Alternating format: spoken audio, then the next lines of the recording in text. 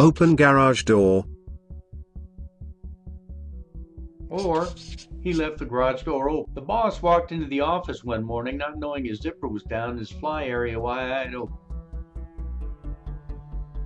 His lady assistant walked up to him and said, "This morning when you left your house, did you close your garage door?" The boss told her he knew he'd closed the garage door and walked into his office puzzled by the question. As he finished his paperwork, he suddenly noticed his fly was open and zipped it up. He then understood his assistant's question about his, quote, garage door, unquote.